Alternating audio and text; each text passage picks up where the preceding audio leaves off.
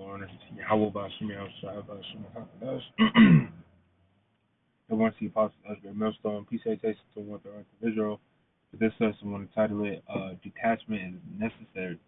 Alright, and we're coming some times where we're gonna have to leave all this shit behind. And if you're not practicing detachment from this place, then it's gonna be harder for you to drop this shit on a drop of a dime, basically. You're gonna be like, oh well, I had this in the world. You're gonna start looking back at this shit like this is your rest when scriptures clearly tell us it's not. And let me read that real quick. Micah 2:10, it says, "Arise ye and depart, for this is not your rest, because it is polluted. It shall destroy you, even with the sword of destruction." So that's the instructions is arise and depart. All right, this is not our rest. All right, we weren't brought here to America to prosper. Just because you make a decent living and you have a decent whip, just decent shit, does not make you a king here. You know, and this truth puts you in a mindset of a ruling class mentality. So we're looking forward to ruling. We're looking forward to be moving shit. Not getting told by your gay boss, you know, your female boss, what to do and shit. This shit. And you want to stay in this shit. This shit is that's absurd. But let me go to 2 Peter 3 and 10. It says, "But the day of the Lord will come as a thief in the night, in the which the heavens shall pass away with a great noise, and the elements shall melt with fervent heat. The earth also and the works that are therein shall be burned up." So let me keep reading. It says, "Seeing then that all these things shall be dissolved, what manner of person ought ye to be in all holy conversation and godliness?" All right, so knowing that all this shit's about to be destroyed real soon, because look at prophecy. You know,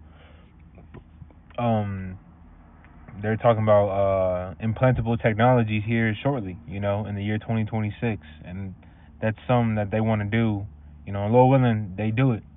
And once that gets pushed, the MOTB, then Yahushua, he's on his way. All right, it could be a matter of weeks, months, but just best believe that this place is not going to continue for another 20, 30 plus years.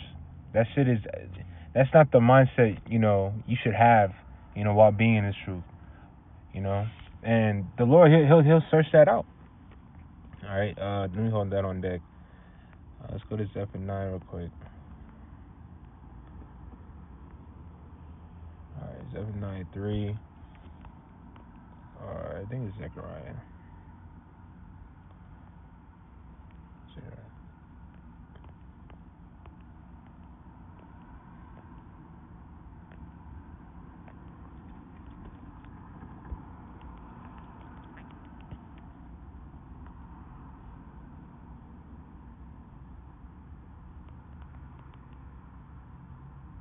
Zephaniah 1 and 12.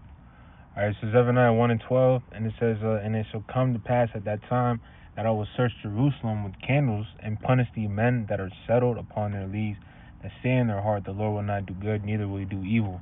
All right, so let me read this in the NLT. It says, "I will search with lanterns in Jerusalem's darkest corners to punish those who sit complacent in their sins. They think the Lord will do nothing to them, either good or bad."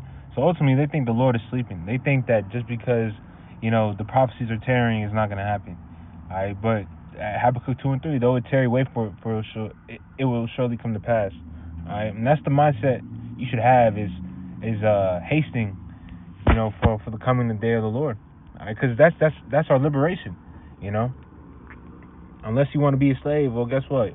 You can continue being a slave, and you're gonna die a slave ultimately, because slavery, this shit has an end date. Whether you want this place to prolong or not, this place is prophesied to be destroyed. Either you're gonna be on the winning team, or you're gonna die the death of the losing team. All right. But let me read 2 Peter 3 and 12. It says, "Looking for and hasting unto the coming of the looking for and hasting unto the coming of the day of the Most High." And that's spirit, because I didn't even know that was the next verse. It says, wherein the heavens being on fire shall be dissolved, and the elements shall melt with fervent heat. It says, nevertheless, we according to his promise look for new heavens and a new earth wherein dwelleth righteousness. Wherefore, beloved, seeing that ye look for such things, be diligent that ye may be found of peace in him, without spot and blameless. And without spot, what does that mean? You're not the world. You don't got the world on you. All right. Let me go to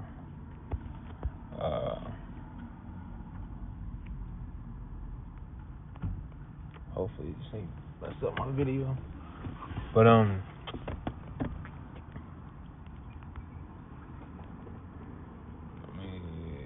that's the scripture.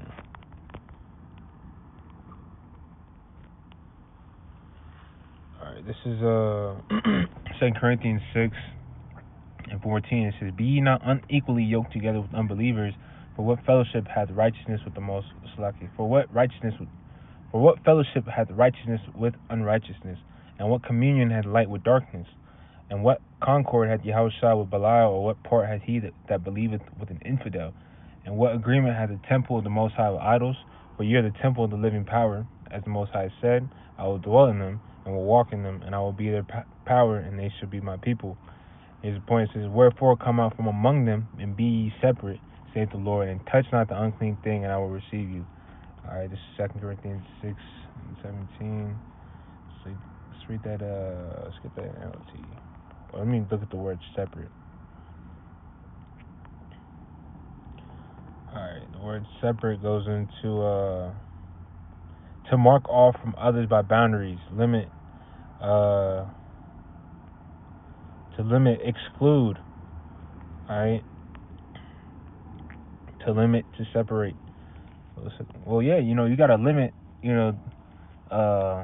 the bullshit, that you, I want to say this correctly. We're in the world, we use the word and not abuse it, as scripture say, but we don't want the world on us, You get around brothers and you walking like a nigga, like, no, because obviously, we're sheep among wolves, and Yahweh Shai say we got to be harmless as doves and wise as serpents and harmless as doves. All right, so we got the light on how to maneuver. All right, and we shouldn't be maneuvering like these people in the world, because the Lord, he's not coming back for niggas. He's coming back for his elect. All right, and there's a whole different there's a whole different walk between the two. All right, you could tell a man of the Lord from a nigga in the world. All right, so we shouldn't be walking like niggas. Now, this goes for me first and foremost. But let me look up the word separate. Separate, it says remove, detach completely. All right, divide, sever the connection or association of. All right, and that's what we got to do. From this world, to pull apart. All right, be disconnected. To be or become disunited or disconnected. And were we not united with this world? Though you probably weren't that person that was, worldly, but we still got to detach from this shit. All right, that's really the whole point. All right, that's the title of the lesson, Salaki. But let me go to James 4:4. Ain't nobody click on that shit, bro. Alright, James 4:4. It says, "Ye adulterers and adulteresses, know ye not that the friendship of the world is enmity with the Most High? Whosoever therefore will be a friend of the world is an enemy of the Most High." Alright, and the Lord, when he comes back, he's not coming to give hugs to his enemies. He's coming to lay his enemies down. Alright, and us that know this truth, know the instructions of coming out of this place, being detached from this place, we got to take heed. Alright, lest we fall victim to this world and be destroyed. Alright, but let me go to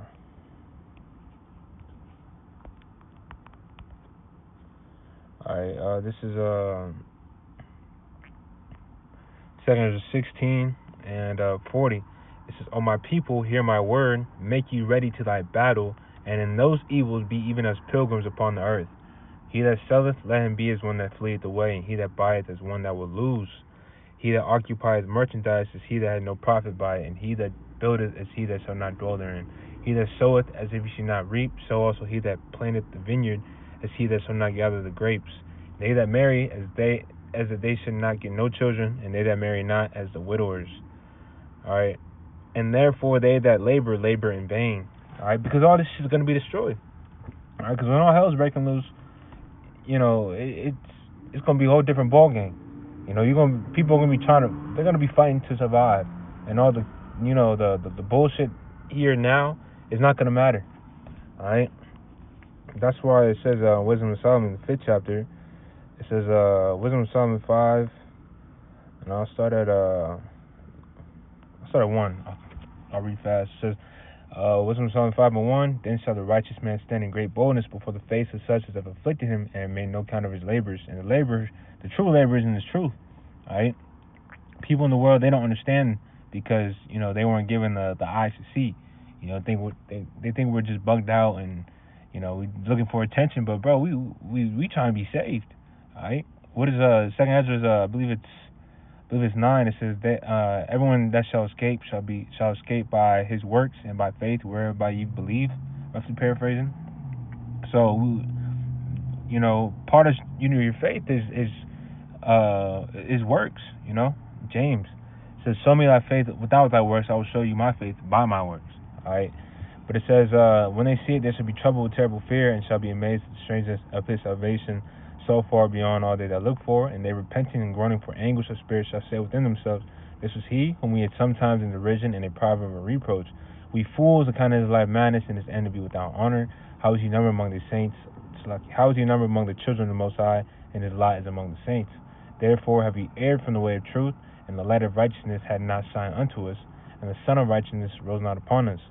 Here's the point. It says, we wearied ourselves in the way of wickedness and destruction. Yea, we have gone through deserts where there lay no way, but as for the way of the Lord, we have not known it. All right, and that's going to be the only important thing in the times to come. Do you got the Lord with you or not? All right, because if you don't, you're fucked. All right, and that's why Isaiah 33:6, wisdom and knowledge shall be the stability of thy times. Well, let me get that first. I don't want to just, there's a whole other part to it. Isaiah 33:6, it says, and wisdom and knowledge shall be the stability of thy times, and strength of salvation. The fear of the Lord is his treasure. So fearing the Lord, well, that tends to life, all right, as scriptures say. But it says, but here's really the point. What had pride profited us, or what good riches with our vaunting brought us? All those things are passed away like a shadow, and as a post that hasted by. All right, so none of that shit matters. All right, no matter how much you could lift, how much money you made, how big your house was, how fast your car was. None of that shit matters. All right, what matters is was the Lord doing you or not. All right, so we gotta have that mindset of detachment from this shit. All this shit is gonna pass away. It's gonna be destroyed. As we read in 2 Peter the 3rd chapter. But I want to get this one and I'll end it off. Revelation 12:11, because the mentality of the elect is well, let me just read it. Revelation 12:11. It says, and they overcame him by the blood of the Lamb, the elect, and by the word of their testimony, and they loved not their lives unto their death. So you loving not your life, like the mindset you have to not love your life is to be detached from this shit. You got nothing to lose. Like shit, we don't even. What's that? One more scripture.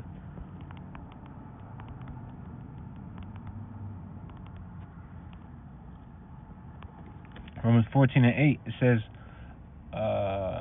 sort of 7.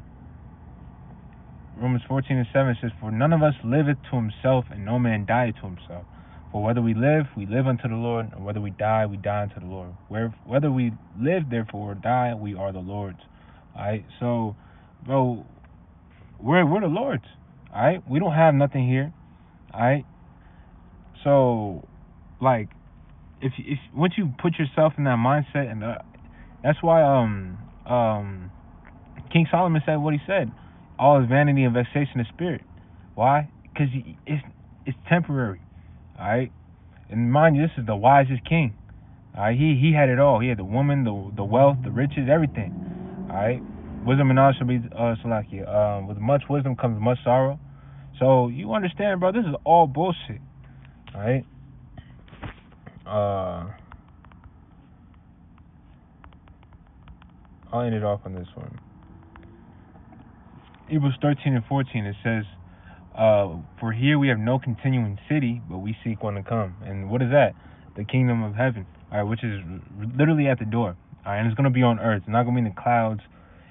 Some bugged out Christianity bullshit. All right.